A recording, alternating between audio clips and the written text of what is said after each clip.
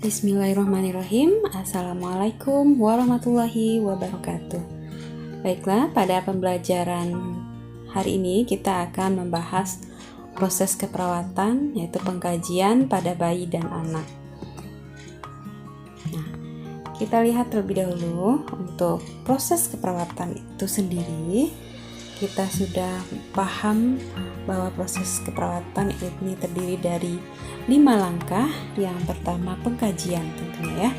Nah, pengkajian ini meliputi kegiatan pengumpulan informasi, pengumpulan data, pengumpulan hasil observasi, hasil anamnesis, hasil pemeriksaan fisik, dan juga hasil dari pemeriksaan penunjang yang akan berguna bagi kita untuk menggali permasalahan atau gejala kesehatan, keluhan kesehatan yang dialami oleh pasien. Data ini nanti akan kita analisis sehingga nanti bisa kita rumuskan diagnosis keperawatan. Nah, diagnosis keperawatan kita merujuk pada SDKI, Standar Diagnosis Keperawatan Indonesia, dan setelah itu kita akan menyusun rencana atau menyusun intervensi ya, rencana keperawatan yang akan kita gunakan nantinya untuk menilai apakah masalah yang dialami oleh pasien ini dapat kita atasi atau tidak, dapat teratasi atau tidak dengan kriteria-kriteria yang ada di SIKI, Standar Intervensi Keperawatan Indonesia. Dan selanjutnya untuk mengoperasionalisasikan intervensi akan dilakukan implementasi keperawatan atau tindakan keperawatan, dan kemudian akan dilanjutkan dengan evaluasi. Teknik evaluasi dengan menggunakan standar luaran yaitu SLKI untuk melihat keberhasilan dari rencana yang sudah kita susun, dan selanjutnya apakah perlu dilakukan reassessment atau pengkajian ulang untuk kemudian proses ini akan berlanjut ya sampai pasien kita sembuh ya. Jadi proses keperawatan ini nanti akan kita laksanakan tahapan-tahapannya dalam memberikan asuhan keperawatan pada pasien. Selanjutnya kita lihat langkah yang akan kita bahas pada pertemuan ini adalah pengkajian. Yang pertama anamnesis, ini meliputi identitas, nanti riwayat kesehatan, dan juga hal-hal yang dapat kita tanyakan pada anak maupun kepada orang tua ya, sebagai pendamping anak yang berada atau dirawat di rumah sakit atau di fasilitas kesehatan. Kemudian pemeriksaan fisik, nanti ada pemeriksaan antropometri, pengukuran tanda vital, pemeriksaan head to toe, pemeriksaan refleks fisiologis dan patologis, serta tanda rangsangan milenial. Nah, kemudian selanjutnya adalah pemeriksaan penunjang. Nah, penunjang tentunya pemeriksaan ini meliputi laboratorium, kemudian diagnostik ya. Ini akan kita perlukan untuk menunjang diagnosis keperawatan yang akan kita tegakkan.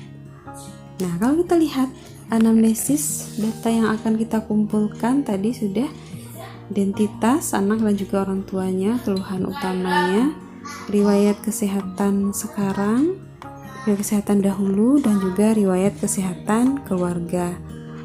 Nah, untuk menilai riwayat, menanyakan riwayat kesehatan sekarang, ini kita gunakan OPQRST, yaitu yang pertama onset, kapan gejala tersebut mulai dirasakan oleh anak, bisa kita tanyakan pada anak maupun bisa kita tanyakan pada orang tua. Nah, jika kita lihat untuk menanyakan riwayat kesehatan, kita perlu mengetahui tahap perkembangan yang sedang dilalui oleh anak tersebut. Ya, ada anak yang sudah bisa kita tanyakan secara langsung, bisa kita ajak berkomunikasi, namun ada juga anak yang belum bisa kita ajak berkomunikasi, sehingga nanti anamnesis perlu kita lakukan bersama dengan orang tua. Nah, selanjutnya P, provokatif atau paliatif. Apa penyebabnya? Faktor apa saja yang memperberat atau yang mengurangi keluhan tersebut? Q, quality dan quantity. Bagaimana keluhan tersebut dirasakan? Apakah terlihat, terdengar, dan seberapa sering keluhan tersebut dirasakan? R untuk region atau radiation, di mana keluhan tersebut dirasakan, apakah dia menyebar.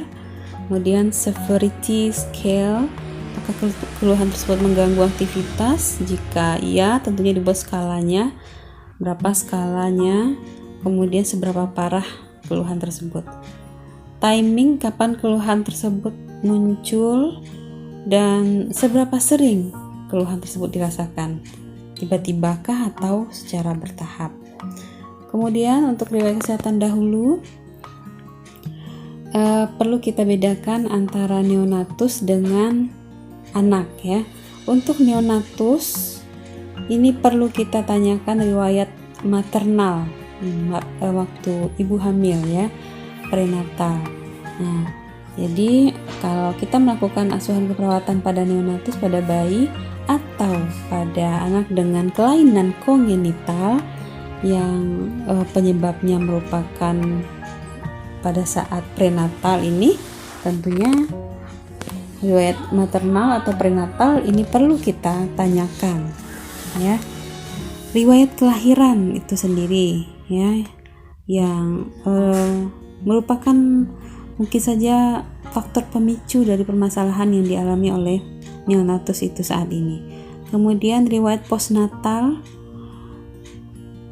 berat badan lahir, panjang badan, kondisinya saat lahir, Apgar skornya, lama perawatan, pemberian ASI, kemudian bonding attachment apakah dilakukan, perlu kita tanyakan. Nah, ini khusus pada neonatus atau anak dengan kelainan kongenital. Kalau untuk riwayat kesehatan dahulu bagi anak secara umum di luar dari masalah gangguan atau kelainan kongenital ataupun masalah neonatus, ini tentunya sama dengan riwayat kesehatan dahulu. Pada umumnya kita perlu menanyakan permasalahan atau keluhan yang dirasakan oleh anak selama sebelum dia sakit saat ini ya. Nah, kemudian riwayat kesehatan keluarga, tanyakan keluhan keluarga tentang penyakit keturunan, kelainan kongenital pada keluarga, penyakit menular yang diderita oleh anggota keluarga yang tinggal serumah. Kemudian tradisi atau budaya dalam keluarga, pola interaksi dalam keluarga, serta genogram ya, genogram keluarga ini perlu kita runut. Kemudian lingkungan perlu dikaji, apakah masalah kesehatan ini salah satu penyebabnya adalah faktor lingkungan. Lingkungan perlu menjadi fokus pengkajian. Riwayat alergi, status imunisasi pada bayi ya, ataupun imunisasi ulangan pada anak usia sekolah. Kemudian pertumbuhan dan perkembangan menggunakan Denver ataupun KPSP, kita mau melihat bagaimana tahapan pertumbuhan dan perkembangan anak saat ini ya. Selanjutnya temperamen dan daya adaptasi anak, ini perlu kita nilai. Nanti ini bisa menjadi bahan bagi kita saat melakukan komunikasi ataupun pendekatan dengan anak. Kemudian activity daily living meliputi nutrisi, tidur, eliminasi BAB dan BAK, serta toilet training. Ini perlu kita nilai. Nah, tadi kita bicara tentang temperamen dan daya adaptasi anak. Ini ada 3 temperamen dan daya adaptasi anak, dirujuk dari Wong dan Hockenberry 2009. Ini kita lihat ada yang pertama easy child. Karakteristiknya santai, temperamennya mudah, kebiasaannya teratur, mudah diprediksi, mudah beradaptasi terhadap perubahan ya. Ini easy child atau anak yang gampang lah ya, easy. Kemudian difficult child, sulit ya, sangat aktif, berkerangsangan, kebiasaannya tidak teratur, lambat beradaptasi dengan rutinitas seorang atau situasi baru, sering menangis. Kemudian yang ketiga slow to warm up child, reaksi negatif terhadap stimulus baru, lambat beradaptasi ataupun anaknya tidak aktif. Ya, ini 3 temperamen dan daya adaptasi anak yang sering kita jumpai. Selanjutnya kita lihat pemeriksaan fisik, tanda vital, temperatur, suhu, kemudian pernafasan, denyut nadi, tekanan darah, dan juga nyeri. Ya, untuk temperatur, lokasi pengukurannya bisa oral, bisa di aksila, bisa di telinga, bisa di rektal ataupun bisa di temporal. Pengukuran heart rate atau denyut jantung, ini pada anak usia kurang dari 2 atau 3 tahun itu kita lakukan pemeriksaan heart rate itu di apec cordis menggunakan stetoskop, kita dengarkan. Kemudian untuk lebih dari 2 atau 3 tahun tadi itu kita bisa nilai di radialis ya, kita raba di radialis, kita hitung namanya nadi ya. Kalau heart rate tentunya denyut jantung langsung di apec cordis. Kemudian selanjutnya lokasi pengukuran tekanan darah bisa di brachialis atau di radialis atau di popliteal ataupun di tibia posterior. Tentunya ukuran lancet harus disesuaikan dengan ukuran lila anak, tidak kebesaran dan juga tidak kekecilan. Nilai normal nanti bisa dilihat untuk nafas neonatus 30-60, bayi 30-60 juga, toddler 24-40, prasekolah 18-30, kalau lebih dari 12 tahun ini 12-16. Nah, jika besar dari rentang tersebut, ya mungkin saja kondisi anak berada dalam tachypno, frekuensi nafas yang cepat, atau bradipno, frekuensi nafas yang pelan ya, lambat, atau apno, henti nafas, ataupun dyspno, sesak ya. Kemudian nadi ini juga bervariasi sesuai dengan rentang usia. Mungkin saja nanti terjadi tachikardi ataupun bradikardi, nadi yang lambat. Nah, untuk tekanan tanda vital ini dia bervariasi saat anak itu terjaga, saat tidur maupun saat beraktivitas. Selanjutnya untuk pemeriksaan suhu ini kita perlu mengevaluasi terlebih dahulu kondisi anak saat kita melakukan pengukuran suhu. Kenapa nanti anaknya tiba-tiba demam ataupun terjadi hipotermi, penurunan suhu. Nah, kita harus kenali mekanisme kehilangan panas pada bayi yang mungkin saja itu terjadi pada saat bayi dalam proses perawatan.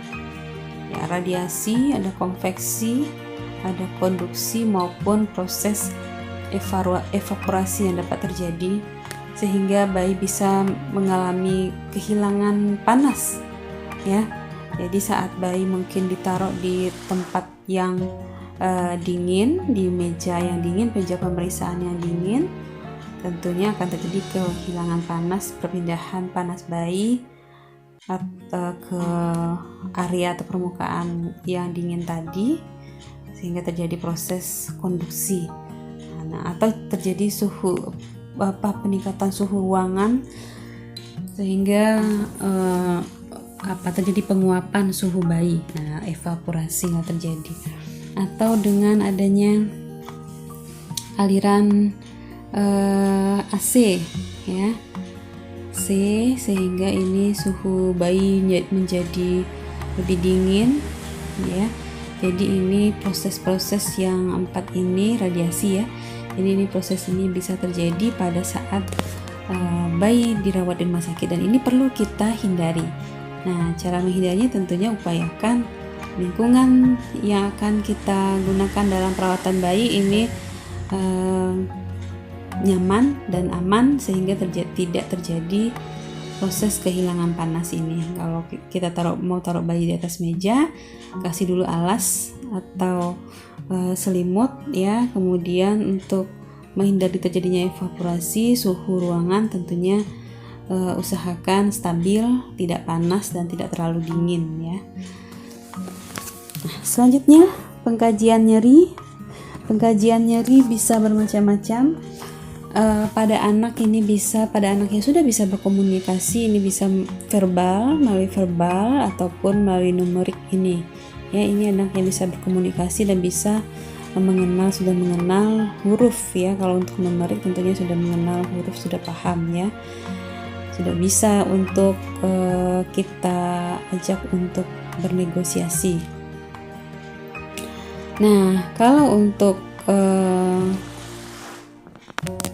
satu lagi visual analog ataupun dengan face scale dengan skala wajah ini kita tinggal mengamati wajah anak saat dia merasakan nyeri ya. Skala nyeri ini bervariasi 0 sampai 10 ataupun 0 sampai 5 ya. Ini skala wajah. Kemudian flag ini face, leg, activity, cry, dan consolability. Jadi ini adalah metode pengkajian nyeri yang digunakan pada anak di atas 2 tahun. Dari wajah, kita bisa lihat dari wajah, ini dari observasi perilaku ya. Wajahnya ini skalanya 0 sampai 2, kita tinggal conteng di bagian mana nanti kita jumlahkan. Wajah tidak ada ekspresi sama sekali, di 0 itu terkadang meringis atau menarik diri 1. Kalau 2 tuh sering menggertakkan dagu atau mengatupkan rahang, ini conteng di bagian 2. Nah, begitu juga nanti di leg atau kaki, aktivitasnya, cry, menangisnya, dan konsolabilitasnya ya. Nah, ini kita lakukan penilaian, kemudian bisa kita totalkan skornya. Kemudian pengkajian nyeri selanjutnya juga ada untuk neonatus, NBPS. Nah, ini juga bisa kita gunakan behavior juga ya, neonatal behavior. Jadi ini bisa kita gunakan juga untuk melakukan pengkajian nyeri pada neonatus. Nah, selanjutnya kita lihat pengkajian risiko jatuh. Ini menggunakan skala Humpty-Dumpty. Silakan dilihat model skala Humpty-Dumpty ini berkisar skornya berkisar 1 sampai 4.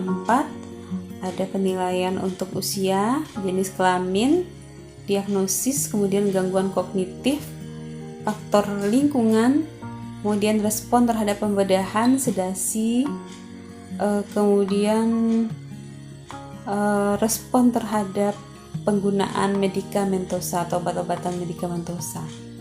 Nanti skor minimumnya adalah 7 dan skor maksimumnya adalah 23. Risiko rendah jika skornya 7 sampai 11, ini kita melakukan tindakan pencegahan jatuh secara standar. Kemudian jika lebih dari 12 skornya, ini kita katakan risiko tinggi jatuh, dan pencegahan tindakannya pun melakukan pencegahan risiko tinggi jatuh. Selanjutnya kita lihat untuk parameter yang digunakan untuk antropometri ini, pengukuran dimensi tubuh, berat badan, tinggi badan, lila, lingkar kepala, lingkar dada, dan lingkar perut. Nah, untuk bayi baru lahir, berat badannya ditimbang dalam waktu yang sama. Kalau pagi, besoknya juga pagi, waktunya selalu sama, timbangannya juga sama. Dan penurunan berat badan minggu pertama itu sebanyak 10% adalah kondisi normal. Kemudian panjang badan kita ukur dari ujung kepala sampai ke tumit, ya. Kemudian lingkar kepala, diameter terbesar kita lihat adalah di occipitofrontalis. Ini yang mau kita nilai. Kemudian lingkar dada pada garis buah dada, dan lingkar perut di bawah umbilikus. Ini lingkar kepala, ini banyak sekali yang kita perhatikan. Ini perlu menjadi perhatian juga saat melakukan pemeriksaan fisik, apakah terjadi makrosepali besar dari ukuran normalnya ataupun mikrosepal. Nah, tentunya ini akan menjadi salah satu data yang kita akan kumpulkan sebagai bahan deteksi dini permasalahan persarafan ataupun permasalahan pada otak yang terjadi pada bayi, yang dapat kita deteksi secara dini. Untuk berat badan dan tinggi badan kita menggunakan grafik CDC. Ini adalah contoh grafik CDC. Ya, bisa ini di download di situsnya WHO, ya, ini digunakan di situs WHO. Kemudian Z-score itu bisa kita lihat di tabel MTBS. Ini sesuai dengan usia dan juga jenis kelamin. Ya, ada BB per PB atau berat badan per panjang badan, dan juga berat badan per umur, BB per U ada juga. Yang pink ini untuk perempuan, yang biru untuk laki-laki. Selanjutnya, kalau kita lihat perkiraan tinggi badan itu 1 tahun itu 1,5 kali panjang badan lahir. Nah, ini hanya perkiraan ya. Berat badan itu kalau umur 1 tahun itu lebih kurang 3 kali berat badan lahir. Ini juga bisa kalau kita mau lihat di Kementerian Kesehatan, ini juga ada grafik antropometri di Kemenkes 2010, ya. Nah, selanjutnya untuk pemeriksaan fisik perlu kita lihat pedoman umum ini. Berikan terlebih dahulu waktu bermain, saling mengenal dulu antara perawat dan juga anaknya. Libatkan anak dan juga orang tua dalam proses pemeriksaan fisik. Bicara dulu dengan orang tuanya secara bertahap, atau pada objek favorit, berarti menggunakan orang ketiga, ya. Kemudian beri pujian, cerita lucu atau sulap sederhana, sehingga ini untuk trust atau kepercayaan anak pada pemeriksa. Kemudian berikan teman yang tidak mengancam, misalnya boneka, kemudian yang bicara pada anak gitu kan. Jadi kita ajak dulu dia untuk bermain. Hindari penjelasan yang panjang tentang prosedur pemeriksaan, jadi cukup ringkas saja dan ajak anak untuk bekerja sama. Kemudian lakukan pemeriksaannya secepat dan seefektif mungkin, jangan bolak-balik, ya, jangan berulang-ulang. Jadi cepat, efektif, dan juga tepat, ya, harus tepat tentunya, ya. Minimalkan adanya gangguan atau stimulasi lain. Jika ada beberapa anak yang akan diperiksa, mulailah dengan anak yang paling kooperatif. Kemudian posisinya aman dan nyaman, lakukan pemeriksaan secara sistematis berdasarkan head to toe, dari kepala ke kaki. Tenangkan anak sepanjang pemeriksaan dilakukan. Kemudian puji jika kita menemukan suatu kelainan ataupun tidak. Hasil pemeriksaan itu kita sampaikan pada keluarga. Nah, untuk bayi, pemeriksaan ini kita perlu mencegah terjadinya kedinginan. Suhu ruangan, tangan atau alat saat kita mau melakukan pemeriksaan ini perlu kita hangatkan terlebih dahulu. Lakukan dengan cepat dan cermat. Perkusi tidak perlu dilakukan pada jantung, ya, karena proses perkembangan pada jantung ini masih terjadi secara berangsur atau bertahap. ya. Jadi untuk pembesaran jantung ini mungkin nanti bisa dilakukan penilaian jika memang ada indikasi dengan ronsen. Nah, kemudian untuk pemeriksaan fisik, inspeksi, palpasi sama ya dengan prinsip pemeriksaan fisik secara umum, perkusi dan juga auskultasi. Nah, kita lihat khusus untuk bayi, ini ada pemeriksaan atau pengkajian yang perlu kita lakukan pada bayi baru lahir, Apgar score. Ini dia appearance, pulse, kemudian grimace, activity, dan respiration. Appearance itu bagaimana penampilannya, biru ataupun kulitnya, di akralnya yang biru atau dia pink ya. Kemudian pulse-nya, nadi atau denyut jantungnya, ini skornya 0 sampai 2. Kemudian grimace wajah ya, kita lihat. Activity, bagaimana gerakan dari motoriknya, apakah bergerak bebas atau tidak. Respirasi, jika tidak bernafas, kalau menangis artinya dia bernafas ya. Kalau tidak ada menangis berarti tidak ada bernafas. Kemudian Ballard score. Ballard score ini maturasi, pengukuran maturasi ya, maturasi fisik dan juga neuromuskuler. Ini untuk menentukan apakah bayi ini cukup bulan atau tidak. Yang ketiga, Brazelton, ini mengukur tingkah laku, tidur tenang, tidur aktif, mengantuk, terjaga tenang, terjaga aktif, dan juga menangis. Nah, ini contoh Ballard score ya untuk maturitas. Neuromuskuler skornya min 1 sampai 5, jendela mulai dari postur, jendela pergelangan tangan, kemudian gerakan tangan membalik atau recoil arm, kemudian sudut popliteanya, tanda selendang, kemudian dari lutut heel to ear, lutut ke telinga ya. Ini penilaian yang akan kita lihat. Kemudian untuk maturitas fisik, ini kulit, lanugo itu bulu-bulu halus yang terdapat di kulit. Kemudian garis telapak kaki, payudara, mata dan atau telinga, genitalia laki-laki ataupun genitalia perempuan. Nah, dari skor ini nanti bisa kita simpulkan kira-kira bayi ini berusia berapa minggu, dia matur atau matang atau tidak.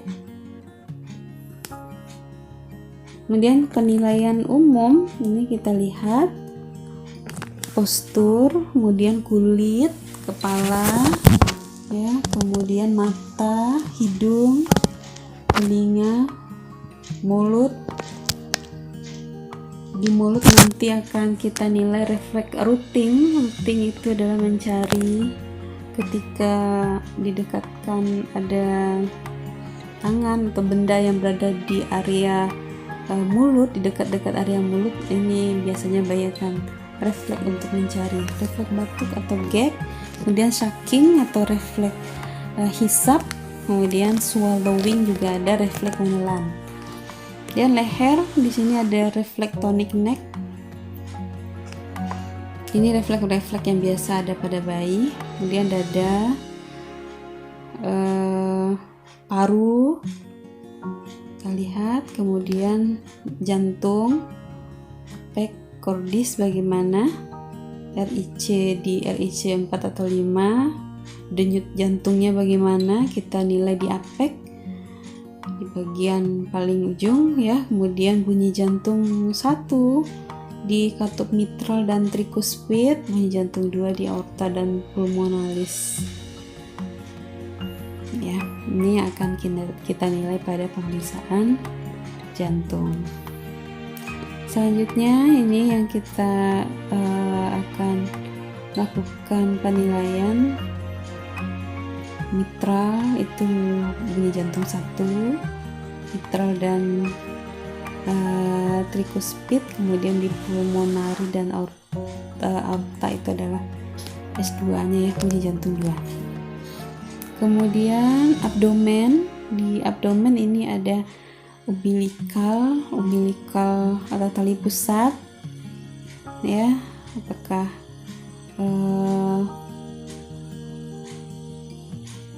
berdarah, bernanah atau tidak ya. Genitalia, nanti ada pada wanita itu kita lihat labianya. Kalau pada bayi yang prematur itu labia minora itu biasanya belum menutupi labia mayora, belum menutupi labia minora. Kemudian untuk laki-laki kita menilai penisnya, kemudian meatus urinariusnya, terjadi hipospadia atau epispadia, skrotumnya sudah turun, testis sudah turun ke skrotum atau belum, terjadi hernia inguinalis pada bayi atau tidak. Kemudian punggung, perlu kita lihat adanya spina bifida, ini kelainan kongenital, kelainan pada sistem saraf pusat ya, pada nervus. Ini biasanya tidak utuh ya, jadi terjadi tulang punggung, tulang belakang ini tidak utuh sehingga persarafan menjadi terganggu pada area tersebut. Ekstremitasnya pada kedua kaki ataupun jari-jari kaki dan jari-jari tangan, sindaktili ataupun polidaktili, dan kuku, jari tabuh, dan juga CRT, capillary refill time ya. Kemudian ada deformitas pada ekstremitas genuvarum ataupun genuvalgum. Ini pemeriksaan fisik. Kemudian refleks fisiologis atau refleks primitif bisa kita lihat. Yang pertama, refleks Babinski. Babinski ini refleks yang fisiologis, artinya normal ya, refleksnya normal pada bayi. Namun refleks Babinski ini biasanya akan hilang pada usia 1 tahun. Babinski ini menggores telapak kaki dari tumit ke arah luar sampai ke ibu jari kaki ya. Nah, ini refleksnya dia akan dorsofleksi pada ibu jari dan juga ekstensi pada jari yang lainnya. Ini normal ya. Namun pada usia di atas 1 tahun refleks Babinski akan hilang. Nah, dia akan muncul pada kondisi patologis jika terjadi kelainan neurologis, kelainan saraf pada bayi atau pada anak lah ya, pada anak di atas 1 tahun. Jika terjadi kelainan neurologis atau kelainan persarafan, refleks Babinski akan muncul, tapi itu sudah berubah ya, itu sudah menjadi patologis, bukan fisiologis lagi, karena harusnya dia hilang pada usia 1 tahun. Kemudian refleks blink pada mata, kejap ya, tentunya itu menetap. Dan refleks Moro, refleks kejut, biasanya refleks kejut akan hilang pada usia 3 atau 4 bulan. Refleks Grabs, ini palmar Grabs ataupun plantar Grabs, dia akan hilang pada 3 bulan atau 8 bulan. Taruh tangan di tangan bayi, itu dia akan langsung menggenggam, refleks genggam ya. Routing tadi sudah mencari, bayi akan menoleh ke area salah satu sisi yang kita dekatkan ke mulut bayi, dia akan refleks ke arah tersebut. Sucking, ini menelan. Kemudian walking atau stepping ya, hilang juga dalam usia 1 tahun. Ini tonic neck tadi. Refleks leher ya, ketika posisi tangannya seperti ini, satu fleksi satu ekstensi, bayi akan refleks ya, refleks menoleh pada sisi tersebut. Kemudian refleks grasp, nah ini grasp, ini dia akan menggenggam, refleks genggam. Kemudian stepping dan crawling menungkup ya. Refleks moro, kejut itu ini ya, ini yang rutin ya. Dia refleks mencari. Ini refleks lainnya pada bayi bisa dilihat saja di buku-buku sumber juga ini terdapat jenis-jenis refleks ini. Selanjutnya refleks patologis. Nah, patologis Babinski merupakan salah satu refleks patologis pada usia lebih dari 1 tahun. Jika di bawah 1 tahun dia adalah refleks fisiologis. Kemudian refleks Cadok, kemudian tanda rangsangan meningial. Ini pada kasus-kasus gangguan persarafan akan muncul ini tanda rangsangan meningial, kaku kuduk, Kernik, dan juga Brzezinski 1 dan Brzezinski 2. Nah, baik itu. Kemudian selanjutnya silahkan nanti mahasiswa membuat kesimpulan dari refleks-refleks ini fisiologis dan patologis beserta dengan gambar dan juga cara penilaiannya. Ya, baik, mungkin demikian saja penjelasan kita untuk materi pengkajian pada anak. Saya ucapkan terima kasih. Assalamualaikum warahmatullahi wabarakatuh.